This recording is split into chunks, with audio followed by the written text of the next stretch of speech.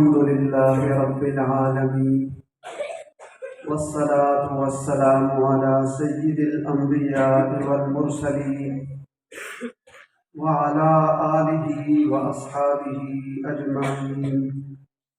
أما بعد فأعوذ بالله من الشيطان الرجيم. بسم الله الرحمن الرحيم. قل هل يستوي الذين يعلمون والذين لا يعلمون. آمنت بالله صدق الله العظيم وصدق رسوله النبي الكريم الأمين.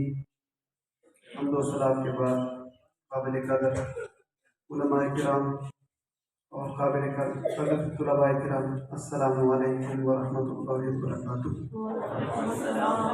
عزیز دوستو، میرا یہاں علماء میں خطاب کرنا اس طرح ہے، اس طرح کہ کوئی شخص پنجاب کی طرف آئے اور گڑ لے کر آئے، گڑ کا تحفہ لے کر آئے، کیونکہ یہاں کثیر تعداد میں گڑ ہے.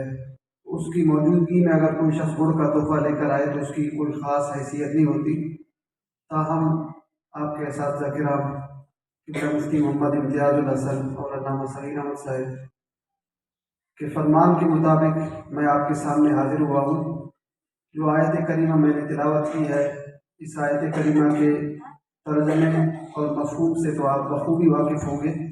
میرا موضوع بھی یہی ہے کہ طلباء اور علماء کی فضیلت. حضرت علی رضی اللہ تعالیٰ عنہ کا فرمان عالی شان ہے کہ علم اور دنیا کی دولت، ان دونوں کے درمیان 7 چیزوں کا فرق ہے. پہلا فرق حضرت علی رضی اللہ تعالیٰ عنہ ارشاد فرماتے ہیں کہ العلم میراث الانبیاء، علم انبیاء کرام کی وراثت ہے. اور والمال میراث الفراعنہ، مال فرعونوں کی وراثت ہے، یعنی بادشاہوں کی وراثت ہے. دوسرا فرق العلم لا ينقص بالنفقۃ، کہ علم خرچ کرنے سے کم نہیں ہوتا. والمال ينقص، مال کو آپ خرچ کرو گے، جتنا خرچ کرو گے اس میں کمی آئے گی، حتیٰ کہ مال ختم نہیں ہو سکتا ہے. لیکن علم ایک ایسی دولت ہے کہ جتنا آپ اس کو خرچ کریں گے کم نہیں ہوگا بلکہ بڑھتا جائے گا. تیسرا فرق حضرت علی رضی اللہ تعالیٰ عنہ ارشاد فرماتے ہیں یحتاج المال الی الحافظ، یحتاج المال الی الحافظ، مال کی حفاظت کی ضرورت کرنی پڑتی ہے. اگر کسی شخص کے پاس دولت ہے تو بغیر حفاظت کے وہ دولت قائم نہیں رہ سکتی. والعلم یحفظ صاحبہ، لیکن علم ایک ایسی دولت ہے اس کی حفاظت کرنی نہیں پڑتی، بلکہ علم اپنے عالم کی، یعنی جس شخص کے اندر علم موجود ہوتا ہے اس شخص کی علم حفاظت کرتا ہے، علم حفاظت فرماتا ہے، جبکہ مال کی حفاظت کرنی پڑتی ہے اور علم بندے کی حفاظت کرتا ہے. اس کا ایک واقعہ میں سناتا ہوں. ہمارے ایک دوست تھے مفتی غوث علی قصوری صاحب، قصور کے رہنے والے تھے. جب ہم کراچی میں تخصص کر رہے تھے تو وہ بذریعہ بس قصور کی طرف تشریف لا رہے تھے. تو راستے میں کچھ دیہات وغیرہ بھی آتے ہیں، کچھ جنگل وغیرہ بھی آتے ہیں، سندھ کے کند کوٹ کا علاقہ. وہ فرماتے ہیں کہ وہاں پر چوروں نے ہماری گاڑی روک لی. چور اوپر چڑھ گئے گاڑی کے اندر، انہوں نے سب کو لوٹا، لیکن میرے پاس ان میں سے ایک میرے قریب کھڑا رہا اور مجھے روکتا رہا کہ مولوی تو کچھ پڑھ رہا ہے، خاموشی کے ساتھ بیٹھ جا. انہوں نے مجھے کچھ بھی نہیں کہا، جاتے ہوئے مجھے 500 روپے دے کر گئے. علم باقی لوگوں کی، آپ دیکھیں کہ باقی لوگوں کی حفاظت نہیں ہو سکی، لیکن علم کی وجہ سے وہ شخص بچ گیا کہ یہ مولوی ہے. اور وہ بتا رہے تھے کہ میں دعائے حزب البحر پڑھ رہا تھا. تو دعائے حزب البحر بھی یقیناً علم کا ایک حصہ ہے، ایک وظیفہ ہے، اور آیت الکرسی بھی ایک وظیفہ ہے، قرآن مجید کی آیت ہے. تو اس علم کی برکت سے اللہ تعالیٰ نے اس کو محفوظ فرمایا، باقی سب لوگ لٹ گئے. حضرت علی رضی اللہ تعالیٰ عنہ ارشاد فرماتے ہیں آگے اذا مات الرجل یبقى مالہ، جب آدمی مر جاتا ہے تو اس کا مال بھی یہیں پر رہ جاتا ہے، اس کا مال اس کے ساتھ نہیں جاتا. جبکہ والعلم يدخل مع صاحبہ فی قبرہ، جبکہ علم عالم کے ساتھ قبر کے اندر بھی چلا جاتا ہے، داخل ہو جاتا ہے. مال و دولت دنیا کی یہیں پر رہ جاتی ہے، قبر تک جاتی تو ضرور ہے حدیث شریف کے مطابق، لیکن قبر کے اندر نہیں جاتی مال و دولت، لیکن علم ایک ایسی دولت ہے جو عالم کے ساتھ قبر کے اندر بھی جائے گا، اگر دولت ہے تو جائے گی یقیناً۔ آگے ایک اور فرق بیان فرماتے ہیں، المال یحصل للمؤمن والکافر، کہ مال ایک ایسی چیز ہے اسے مومن بھی حاصل کر لیتا ہے اور کافر بھی حاصل کر لیتا ہے۔ مال تو ہر ایک کے پاس ہے، ہندوؤں کے پاس ہے، سکھوں کے پاس ہے، مسلم اور غیر مسلم سب کے پاس ہے۔ والعلم لا يحصل الا للمؤمن، لیکن علم ایک ایسی دولت ہے سوائے مومن کے اللہ تعالیٰ کسی اور کو حاصل نہیں فرماتے۔ آگے حضرت علی رضی اللہ تعالیٰ عنہ ارشاد فرماتے ہیں کہ جمیع الناس یحتاجون الی صاحب العلم فی امر دینہم ولا یحتاجون الی صاحب المال، فرماتے ہیں کہ جس شخص کے پاس پیسے موجود ہوں، جو صاحب دولت ہو، جو امیر شخص ہو، اس کے پاس صرف غریب ہی جاتے ہیں، امیر لوگ اس کے پاس نہیں جاتے، کیونکہ امیروں کو ضرورت نہیں ہے اس کی۔ لیکن عالمی دین ایک ایسا امیر ہے کہ اس کے پاس غریب لوگ بھی جاتے ہیں، امیر لوگ بھی جاتے ہیں۔ الغرض پوری مخلوقات عالمی دین سے محتاج ہوتے ہیں۔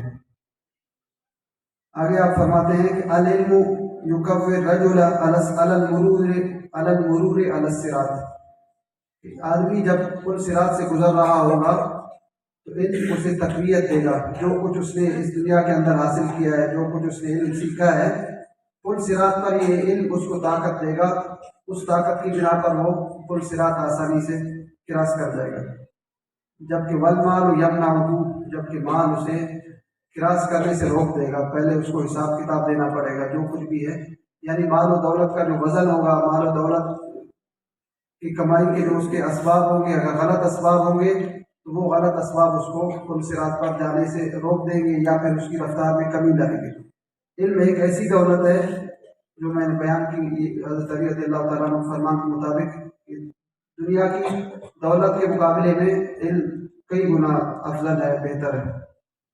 آپ صلی اللہ علیہ وآلہ وسلم کا ارشاد مبارک ہے، معلم الخیر اذا مات بقا علیہ طیر السماء، خیر کا پڑھانے والا، یعنی کچھ لوگ ایسے ہوتے ہیں جو پڑھاتے ہیں لوگوں کو لیکن وہ فساد کی نیت سے پڑھاتے ہیں، ان کا مقصد فساد ہی ہوتا ہے، لوگوں کو برباد کرنا ہوتا ہے، لوگوں کا عقیدہ برباد کرنا ہوتا ہے۔ لیکن آپ صلی اللہ علیہ وآلہ وسلم نے ارشاد فرمایا کہ ہر پڑھانے والا نہیں بلکہ معلم الخیر، جو صحیح پڑھانے والا آدمی ہے یا جو حق پڑھانے والا آدمی ہے، جب وہ مر جاتا ہے تو بقا علیہ طیر السماء، اس کی جدائی میں آسمان کے پرندے بھی روتے ہیں، ودواب الارض، اور زمین کے جتنے بھی چلنے والے ہیں، زمین کے اوپر جتنے بھی رینگنے والے ہیں، زمین کے جتنے بھی چوپائے ہیں، وہ سب کے سب اس کی جدائی میں روتے ہیں۔ وحیدان البحور، حتیٰ کہ سمندر کی مچھلیاں بھی روتی ہیں ان کی جدائی میں۔ ایک اور حدیث ہے، آپ صلی اللہ علیہ وآلہ وسلم نے ارشاد فرمایا، یؤتی بمداد طالب العلم ودم الشہید یوم القیامہ لا یفضل احدہما علی الآخر فیرجح، ایک اور روایت میں ہے فیرجح مداد العلماء۔ اس حدیث شریف کا ترجمہ یہ ہے کہ قیامت والے دن، یعنی طالب علم نے اس دنیا کے اندر جتنی بھی لکھائی کی ہوگی، اللہ رب العزت اس طالب علم کی لکھائی والے تمام سیاہی کو اللہ رب العزت جمع فرمائے گا، اور شہید نے جو اپنے خون کا نذرانہ اللہ رب العزت کی خاطر پیش کیا ہے، اللہ رب العزت شہید کے خون کو بھی وہاں پر جمع فرمائے گا اور دونوں کا وزن فرمائے گا اللہ رب العزت۔ تو فرماتے ہیں کہ دونوں برابر ہوں گے، یعنی عالم دین نے یا طالب علم نے اپنی زندگی کے اندر علم دین کے لیے جو کچھ بھی لکھا ہوگا، اور جو غازی نے دین کو بچانے کے لیے اپنی گردن کٹائی ہے، اللہ رب العزت ان دونوں کے اس کے خون کو اور اس کی سیاہی کو اللہ رب العزت برابر فرمائے گا، یعنی جتنا اجر اللہ رب العزت شہید کو عطا فرمائے گا اتنا اجر اللہ رب العزت اس طالب علم کو یا اس عالم دین کو لکھنے کی وجہ سے عطا فرمائے گا۔ بلکہ ایک روایت میں ہے فیرجح مداد العلماء، کہ جو عالم دین کی سیاہی ہے شہید کے خون سے اللہ رب العزت اس کو فضیلت عطا فرمائے گا، یعنی اس کا مقام و مرتبہ اللہ تعالیٰ کی بارگاہ میں زیادہ ہوگا۔ ایک اور حدیث شریف ہے، ومن طلب العلم للہ فهو كالصائم نهاره وكالقائم ليله، وإن بابا من العلم يتعلمه الرجل خير من أن يكون له أبو قبيس ذهبا فينفقه في سبيل الله۔ آپ صلی اللہ علیہ وآلہ وسلم نے ارشاد فرمایا کہ جو شخص علم دین حاصل کرنے کے لیے جاتا ہے، علم دین حاصل کر رہا ہوتا ہے، ظاہر سی بات ہے وہ دن کے وقت تو روزہ نہیں رکھ سکتا، روزہ رکھنا اس کے لیے بہت مشکل ہے، اور ساری رات عبادت کرنا اس کے لیے مشکل ہے۔ تو آپ صلی اللہ علیہ وآلہ وسلم نے ارشاد فرمایا کہ اس کو دن کے وقت جتنا ثواب اللہ تعالیٰ ایک روزہ دار کو عطا فرماتا ہے، اتنا ثواب اللہ تعالیٰ اس علم دین حاصل کرنے والے کو عطا فرماتا ہے، اور جتنا ثواب اللہ رب العزت پوری رات عبادت کرنے والے کو عطا فرماتا ہے، اتنا ثواب اس طالب علم کو اللہ رب العزت اس تھوڑے سے عرصے کے اندر جو صبح کے وقت پڑھتا ہے یا پڑھائی کے اوقات میں پڑھتا ہے، اللہ رب العزت اس کو پوری رات عبادت کا ثواب عطا فرماتا ہے۔ آگے آپ صلی اللہ علیہ وآلہ وسلم نے ارشاد فرمایا کہ علم دین کا ایک باب سیکھنا، ایک باب جس طرح نماز کے مسائل ہے، وضو کے مسائل ہے، اس طرح باب کا مطلب یہاں پر فصل ہے، کوئی بھی مسئلہ ہو یا کوئی بھی موضوع ہو اس کو سیکھنا۔ آپ صلی اللہ علیہ وآلہ وسلم نے ارشاد فرمایا کہ یہ اس صدقہ کرنے سے بہتر ہے کہ اللہ رب العزت کسی شخص کو ابو قبیس پہاڑ کے برابر اللہ رب العزت سونا عطا فرمائے اور وہ اس کو خرچ کر دے اللہ تعالیٰ کی راہ میں، جتنا ثواب اس شخص کو ملے گا، بلکہ اس سے بھی بڑھ کر اللہ رب العزت طالب علم کو اس ایک باب کے، اس ایک فصل کے پڑھنے کے اللہ رب العزت عطا فرمائے گا۔ ابو قبیس مکہ شریف کے اندر ایک پہاڑ ہے، آج کل تو وہ پہاڑ کی حالت میں نہیں ہے، صفا کے بالکل برابر، ایک طرف صفا ہے دوسری طرف مروہ ہے۔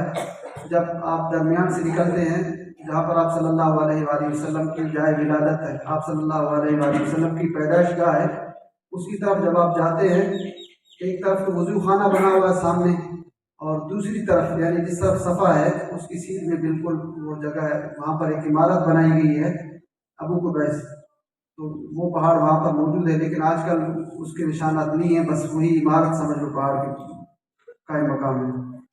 ایک اور حدیث شریف ہے، آپ صلی اللہ علیہ وآلہ وسلم نے ارشاد فرمایا رحمت اللہ علی خلفائی، اللہ تعالیٰ کی رحمت ہو میرے خلیفوں پر۔ سرکار نے ہمیں اپنا خلیفہ ارشاد فرمایا، آپ سب کو اپنا خلیفہ ارشاد فرمایا۔ صحابہ عرض کرنے لگے یا رسول اللہ، فقیر امن خلفاء کا یا رسول اللہ، یا رسول اللہ آپ کے خلیفے کون ہیں؟ آپ صلی اللہ علیہ وآلہ وسلم نے ارشاد فرمایا الذین یحیون سنتی، میرے خلیفے وہ لوگ ہیں جو میری حدیثوں کو زندہ رکھتے ہیں، میری سنتوں کو زندہ رکھتے ہیں، وَيُعَلِّمُونَهَا عِبَادَ اللَّهِ، اور لوگوں کو میری حدیثیں میری سنتیں سکھاتے ہیں۔ یقیناً آپ اور ہم سب اس فیلڈ سے تعلق رکھنے والے ہیں، تو اللہ رب العزت کے محبوب صلی اللہ علیہ وآلہ وسلم نے ہمیں اپنا خلیفہ ارشاد فرمایا۔ ایک اور حدیث شریف ہے ان الملائکۃ لا تدع اجنحتها لطالب العلم رضا بما یصنع، حدیث شریف میں آتا ہے کہ جب طالب علم چل رہا ہوتا ہے تو بظاہر تو وہ چل رہا ہے زمین پر، لیکن رحمت کے فرشتے اس کی خاطر اپنے پر بچھاتے ہیں۔ حقیقت میں وہ چل رہا ہے، بظاہر چل رہا ہے زمین پر، لیکن حقیقت میں وہ فرشتوں کے پروں کے اوپر چل رہا ہے۔ یہ کس وجہ سے بچھاتے ہیں؟ رضا بما یصنع، اس وجہ سے کہ جو عظیم الشان وہ کام کر رہا ہے، فرشتے اس علم دین سیکھنے کی وجہ سے اس کے پاؤں کے نیچے اپنے پر بچھاتے ہیں۔ اس حدیث شریف کا ایک طالب علم نے مذاق اڑایا تھا۔ مستان الواعظین نے واعظین کے اندر امام نووی رحمۃ اللہ علیہ ارشاد فرماتے ہیں، ان کی کتاب ہے، اس کے اندر فرماتے ہیں کہ یہ حدیث شریف، اس حدیث شریف کا ایک طالب علم نے مذاق اڑایا تھا۔ اس نے اپنی چپلوں کے اندر، اپنے جوتوں کے اندر کیل لگائے تھے نیچے سے، تو دوسرے طلباء نے پوچھا کہ آپ نے یہ کیل کیوں لگائے ہیں؟ اس نے کہا فرشتے ہمارے پروں کے نیچے، ہمارے قدموں کے نیچے پر بچھاتے ہیں، میں نے اس لیے کیل لگایا تاکہ فرشتوں کے پروں کو زخمی کروں۔ معاذ اللہ اس نے اس حدیث شریف کی توہین کی اور فرشتوں کی بھی ایک لحاظ سے توہین کی، تو اللہ رب العزت کو اس کا یہ جملہ، یہ کہنا پسند نہ آیا، گوارا نہ ہوا، تو اللہ رب امام نووی رحمۃ اللہ علیہ لکھتے ہیں کہ وہ شخص اسی وقت لنگڑا ہو گیا، اس کے پاؤں شل ہو گئے۔ طالب علم کو یہ چاہیے کہ جو اللہ رب العزت نے اور اللہ رب العزت کے محبوب صلی اللہ علیہ وآلہ وسلم نے جو طالب علم کو مقام عطا فرمایا ہے یا جو مقام بیان فرمایا ہے، اپنے اس مقام کو پہچاننا چاہیے۔ ایک اور واقعہ امام نووی رحمۃ اللہ علیہ اسی کتاب کے اندر، جس کا میں نے حوالہ دیا بستان الواعظین کے اندر، فرماتے ہیں ایک طلباء جا رہے تھے سبق پڑھنے کے لیے استاد صاحب کے پاس، تو ذرا لیٹ ہو گئی، ان کو تاخیر سے جا رہے تھے، تو کچھ طلباء تیزی کے ساتھ جا رہے تھے، تو ایک طالب علم نے بطور مذاق کہا آہستہ چلو، فرشتوں کے پروں کو زخمی کرو گے۔ اسی وقت جس نے یہ مذاقی یہ جملہ بولا تھا فرشتوں کے خلاف، یا یہ اس حدیث شریف کی توہین کی تھی، تو امام نووی رحمۃ اللہ علیہ لکھتے ہیں کہ اسی وقت وہ شخص گر گیا اور اس کی ٹانگیں ٹوٹ گئی۔ احادیث کا مذاق نہیں اڑانا چاہیے ہمیں، کتب احادیث کا یا دینی چیزوں کا ہمیں مذاق نہیں اڑانا چاہیے۔ ایک اور بھی واقعہ امام نووی رحمۃ اللہ علیہ لکھتے ہیں، ایک طالب علم تھے، وہ روزانہ اپنے استاد صاحب کے پاس جاتے تھے پڑھنے کے لیے۔ جب وہ واپسی پر آتے تھے تو ان کا والد ان کی مخالفت میں تھے، ان کے استاد کے خلاف تھے۔ طالب علم سے روزانہ پوچھتے تھے کہ آج آپ نے کیا پڑھا، آج آپ کے استاد نے کیا پڑھا ہے آپ کو، آج آپ کو کیا چیز دی۔ تو ایک دن ان کے استاد صاحب نے اپنے شاگرد کو تحفے کے طور پر ایک مسواک دی تھی۔ تو طالب علم نے اپنے والد صاحب کو کہا کہ مجھے میرے استاد صاحب نے ایک مسواک دی ہے تحفے میں۔ تو والد صاحب نے کہا مجھے ذرا دکھاؤ۔ وہ مسواک لے کر گیا، اس خبیث نے یعنی اس طالب علم کے والد نے اس سے استنجا کیا۔ تو امام نووی رحمۃ اللہ علیہ فرماتے ہیں کہ کچھ عرصے بعد، 2-3 مہینوں کے بعد، اللہ رب العزت نے اس کے پیٹ کے اندر ایک تکلیف پیدا فرمائی۔ پیٹ کے اندر جب اسے تکلیف ہونے لگی، اس کے پیٹ سے ایک کتے کے بچے کی طرح کا ایک بچہ نکل آیا۔ تو ان چیزوں کا ہمیں جو مذاق نہیں اڑانا چاہیے کہ جو ہم علم حاصل کر رہے ہیں اس کا ادب ضروری ہے، جو کتابیں ہیں ان کتب کا ادب ضروری ہے، اساتذہ کرام کا ادب بھی ضروری ہے۔ تمام چیزوں سے جو میں نے واقعات بیان کیے، ان تمام واقعات سے ہمیں سبق لینا چاہیے۔ امیر ابن حاج رحمۃ اللہ علیہ بہت بڑے فقیہ گزرے ہیں، بہت بڑے عالم گزرے ہیں فقہ حنفی کے۔ ان کے حوالے آپ کو جگہ جگہ پر ملیں گے، فتاوی رضویہ شریف کے اندر اکثر ان کے حوالے ہوتے ہیں۔ تو ان کا ایک واقعہ آتا ہے کہ آپ صلی اللہ علیہ وآلہ وسلم کی ایک حدیث شریف ہے کہ جو شخص بدھ والے دن ناخن کاٹے گا اس کو برس کی بیماری لگ جائے گی، سفید اور کالے رنگ کے جو دھبے بن جاتے ہیں جسم کے اوپر یا چہرے کے اوپر، اس کی بیماری لگ جائے گی۔ تو اس عالم دین نے فرمایا یہ حدیث مجھے صحیح نہیں لگتی، یہ حدیث مجھے حدیث نہیں لگتی، صرف یہ کہنے کی دیر تھی۔ انہوں نے بدھ والے دن ناخن کاٹے، کچھ دنوں کے بعد ان کو وہ بیماری لگ گئی۔ وہ سارا دن روتے تھے، ہر وقت رو رو کر اپنا وقت گزارتے تھے۔ تو رات کے وقت آپ صلی اللہ علیہ وآلہ وسلم کی زیارت ہوئی خواب میں۔ آپ صلی اللہ علیہ وآلہ وسلم سے عرض کرنے لگے یا رسول اللہ میرے ساتھ ایک مسئلہ ہوا ہے۔ تو آپ صلی اللہ علیہ وآلہ وسلم نے اپنا ہاتھ مبارک پھیرا، لیکن ہاتھ مبارک پھیرنے سے پہلے آپ صلی اللہ علیہ وآلہ وسلم نے ارشاد فرمایا ایاک والاہانۃ بحدیثی، فرمایا کہ میری حدیثوں کی توہین کرنے سے اپنے آپ کو بچا، یعنی میری حدیثوں کی توہین نہ کر بلکہ ادب کر۔ تو آپ صلی اللہ علیہ وآلہ وسلم نے ان کی جسم پر اپنا ہاتھ مبارک پھیرا تو وہ فوراً درست ہوئے۔ جب صبح اٹھے تو بالکل درست حالت میں تھے۔ وہ تو اتنے بڑے عالم تھے، انہوں نے حدیث شریف کی بظاہر توہین نہیں کی، انہوں نے کہا مجھے یہ حدیث نہیں لگتی، کیونکہ جو ان کے پاس معلومات تھی ان معلومات کے حساب سے ان کو وہ حدیث نہیں لگ رہی تھی۔ تو انہوں نے اس مسئلے کو چھوٹا مسئلہ سمجھا، تو اس توہین کی وجہ سے اللہ رب العزت نے ان کی پکڑ کی۔ ہمیں احادیث کا کتب احادیث کوئی بھی کتاب ہو نا، ان کتابوں کا ہمیں ادب کرنا چاہیے۔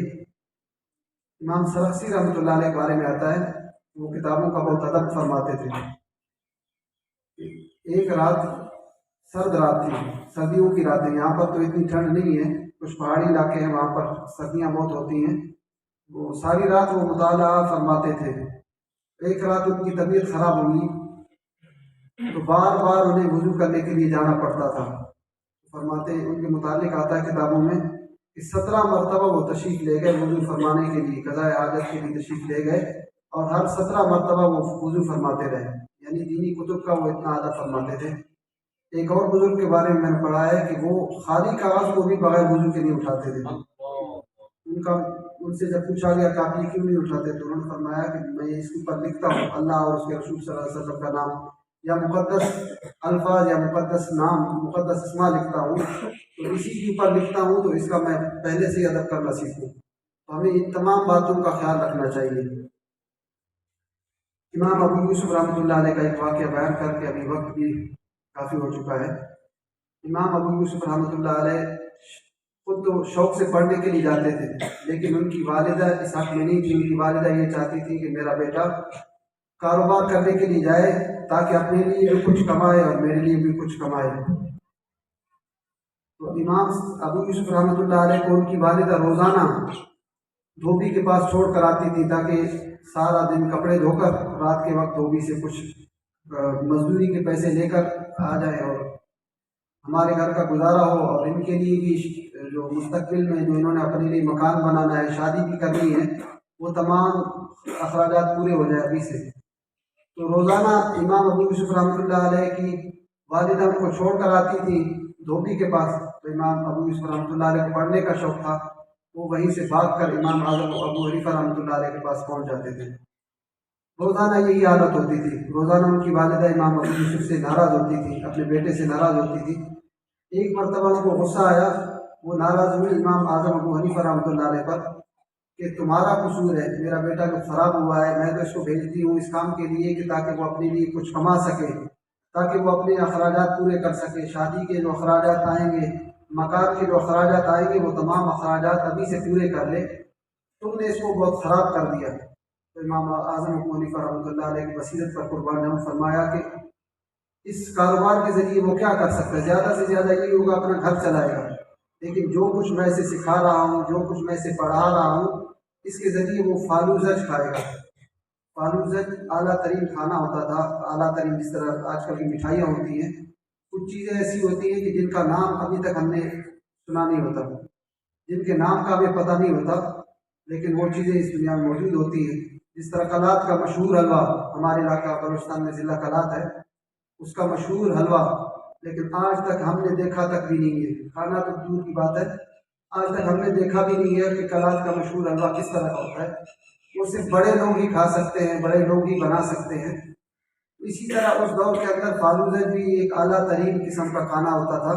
وہ صرف بادشاہی بنا سکتے تھے، بادشاہی کھا سکتے تھے. تو امام صاحب نے اسی وقت فرمایا کہ اس علم کے ذریعے یہ فالوزہ کھائے گا. فالوزہ بھی عام نہیں بلکہ بادام کے تیل سے تیار شدہ فالوزہ کھائے گا. کافی عرصہ گزر گیا. امام ابو یوسف رحمۃ اللہ علیہ جب علم دین سے فارغ ہوئے، جب انہوں نے فراغت لے لی امام اعظم ابو حنیفہ رحمۃ اللہ علیہ سے، اپنے علاقے کے بڑے عالم تھے اپنے وطن کے، تو ہارون الرشید یا مامون الرشید، مجھے اب یاد نہیں ہے کہ بہرحال رشید کا نام اس کے نام میں آتا ہے، یا ہارون الرشید کا خلیفہ یا مامون الرشید. تو انہوں نے امام ابو یوسف رحمۃ اللہ علیہ کو اپنے پاس بلوایا، اپنا کوئی آدمی بھیجا امام صاحب کو بلوا کے لے آؤ. جیسے ہی امام صاحب وہاں پہنچے تو بادشاہ نے کہا بیٹھو یہاں پر میرے ساتھ یہ چیز کھاؤ. جب وہ کھانے لگے، کیونکہ وہ چیز پہلے انہوں نے دیکھی نہیں تھی، کھائی نہیں تھی وہ چیز، تو امام صاحب ان سے پوچھنے لگے کہ یہ کیا چیز ہے؟ یہ فالوزہ ہے؟ بادشاہ کہنے لگے ہاں فالوزہ ہے. تو امام صاحب نے پوچھا کہ یہ بادام کے تیل سے تیار شدہ ہے؟ بادشاہ نے کہا ہاں بادام کے تیل سے تیار شدہ ہے. امام ابو یوسف رحمۃ اللہ علیہ ہنس پڑے، مسکرانے لگے. بادشاہ نے پوچھا اس میں ہنسنے والی کون سی بات ہے، آپ کیوں ہنس رہے ہیں؟ تو امام ابو یوسف رحمۃ اللہ علیہ نے فرمایا کہ مجھے میرے استاد صاحب کی اس دور کی بات یاد آئی کہ میرے استاد صاحب نے فرمایا تھا کہ اس علم کے ذریعے تو فالوزہ کھائے گا اور بادام کے تیل سے تیار شدہ فالوزہ کھائے گا. تو جو شخص علم دین حاصل کرتا ہے، اللہ رب العزت اس کو اس دنیا کے اندر بھی کامیابی عطا فرماتا ہے، عزتیں عطا فرماتا ہے، اور آخرت کے اندر بھی جو حدیثیں میں نے بیان کی، اللہ رب العزت اس کو شہداء کے ساتھ کھڑا کرے گا، بلکہ شہداء سے بڑا مرتبہ اللہ تعالیٰ اس کو عطا فرمائے گا. تو اللہ رب العزت سے دعا ہے کہ اللہ رب العزت ہمیں ان احادیث کی پر جو بیان ہوئی ہیں ان سب پر ہمیں عمل کرنے کی کما توفیق عطا فرمائے. اور جو شوق میں نے بیان کیا امام ابو یوسف رحمۃ اللہ علیہ کا، اللہ رب العزت ہم سب کو جیسا شوق عطا فرمائے. وما علیہ الا البلاغ.